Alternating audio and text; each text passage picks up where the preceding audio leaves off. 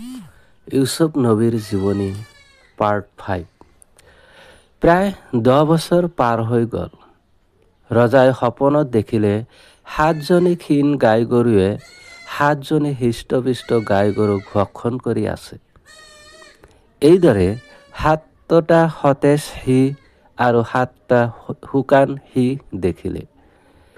আৰু ইয়াৰ ব্যাখ্যাৰ বাবে দেশৰ প্ৰমুখ তথা গণ্যমান্য লোকসকলক মাতি ৰজাই সপোনৰ ব্যাখ্যা ক'ব দিলে। তেওঁলোকে ক'লে, আপোনাৰ সপোনটো মিশ্ৰিত অলিক। এনেকুৱা সপোনৰ কোনো অৰ্থ নাই। আমি মিশ্ৰিত সপোনৰ কোনো ব্যাখ্যা নাজানো।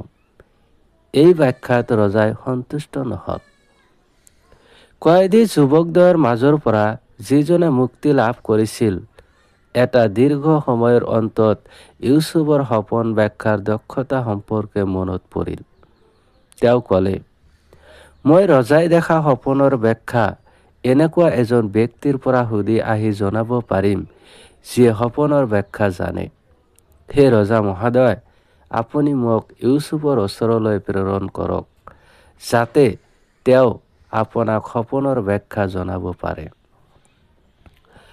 ৰজাৰ অনুমতি লৈ মুক্তি লাভ কৰা ব্যক্তিজনে ইউচুফৰ ওচৰলৈ আহি ক'লে, হে ইউচুফ, হে সত্যবাদী ব্যক্তি, আমাক এটা সপোনৰ ব্যাখ্যা জনাই দিয়ক। ৰজাই সপোনত দেখিছে যে 7জনী ক্ষীণ গাই গৰুৱে 7জনী শকত গাই গৰুক ভক্ষণ কৰি আছে। লগতে তেওঁ 7টা সতেজ সিংহ আৰু 7টা শুকান সিংহ দেখিছে। যাতে মই ৰজাৰ ওচৰত উভতি গৈ ৰজাই দেখা সপোনৰ ব্যাখ্যা তেওঁক আৰু তেওঁৰ ওচৰত থকা লোকসকলক জনাব পাৰোঁ, যাতে তেওঁ আপোনাৰ মৰ্যাদা আৰু শ্ৰেষ্ঠত্ব গম পায়। ইউচুফ আলাইহিছ ছালামে এই সপোনৰ ব্যাখ্যা কৰি ক'লে, তোমালোকে ধাৰাবাহিকভাৱে 7 বছৰ পূৰ্ণ পৰিশ্ৰম সহকাৰে খেতি কৰিবা আৰু প্ৰত্যেক বছৰ উপাৰ্জন কৰা শস্য বিনষ্ট হোৱাৰ পৰা ৰক্ষা কৰিবলৈ সিংহ সহকাৰে থৈ দিবা। আনহাতে প্ৰয়োজন সাপেক্ষে যিখিনি খাবলৈ লাগে সেইখিনি ওলাই ল'বা। প্ৰচুৰ উপাৰ্জনৰ এই 7টা বছৰ পিছত তোমালোকৰ ওপৰত আহিব 7টা শুকান দুৰ্ভিক্ষৰ বছৰ। সেই 7 বছৰত মানুহে পূৰ্বে সঞ্চয় কৰি থোৱা সম্পদ ভক্ষণ কৰিব।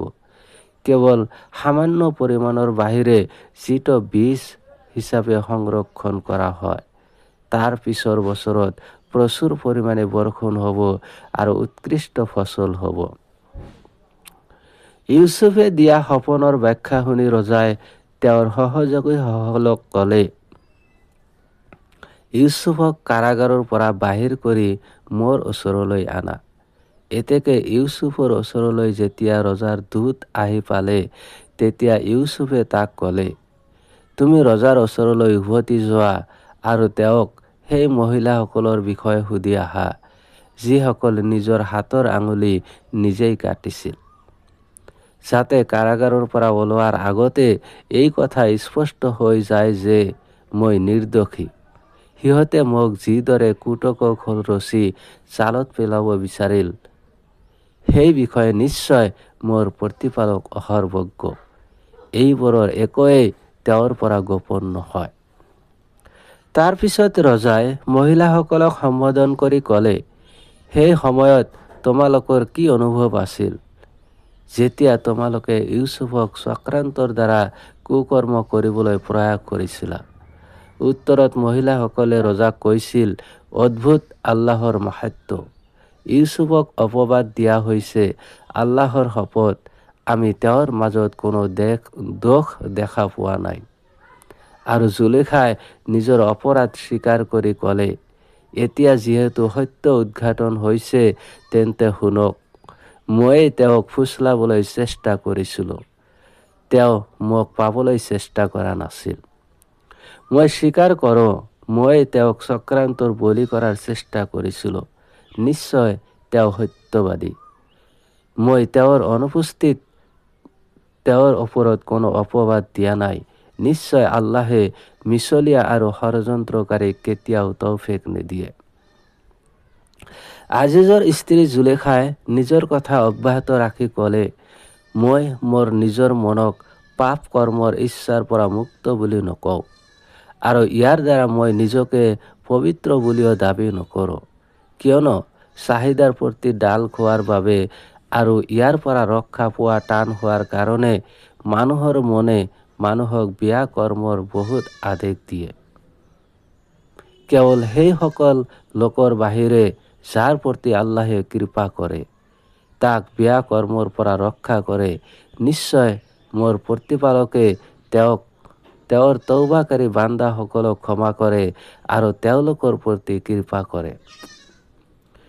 যেতিয়া ইউচুফ দোষমুক্ত হ'ল আৰু তাইৰ চক্ৰান্ত স্পষ্ট হ'ল, তেতিয়া ৰজাই নিজৰ সহযোগীসকলক ক'লে, তেওঁক মোৰ ওচৰলৈ লৈ আনা। মই তেওঁক মোৰ নিকটৱৰ্তী লোকৰ অন্তৰ্ভুক্ত কৰিম। তাৰ পিছত তেওঁক ৰজাৰ ওচৰলৈ অনা হ'ল। এতেকে যেতিয়া ৰজাই তেওঁৰ লগত কথা পাতিলে আৰু তেওঁৰ জ্ঞান বুদ্ধি সম্পৰ্কে অৱগত হ'ল আৰু তেওঁক মিছৰৰ কোষাগাৰ আৰু ভঁৰালৰ দায়িত্ব অৰ্পণ কৰিলে।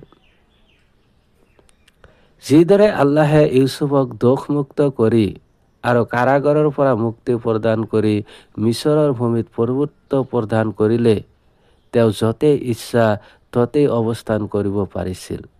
আল্লাহে বান্দাসকলৰ মাজৰ যাক ইচ্ছা তাকেই পৃথিৱীত কৃপা দান কৰে, লগতে পুণ্যৱানসকলৰ স্বভাৱ কেতিয়াও বিনষ্ট নকৰে, বৰং তেওঁলোকক আল্লাহে কোনো ধৰণৰ লোকচান নকৰাকৈ পৰিপূৰ্ণ স্বভাৱ প্ৰদান কৰে। আল্লাহৰ সেই প্ৰতিদান পাৰ্থিৱ প্ৰতিদানতকৈ উত্তম, যিটো তেওঁ আখিৰাতত প্ৰস্তুত কৰি ৰাখিছে সেইসকল লোকৰ বাবে যিসকলে আল্লাহৰ প্ৰতি ঈমান আনিছে আৰু তেওঁলোকে আল্লাহৰ আদেশ পালন কৰি আৰু তেওঁৰ নিষেধকৃত বস্তুৰ পৰা বিৰত থাকি তেওঁক ভয় কৰে। ধন্যবাদ।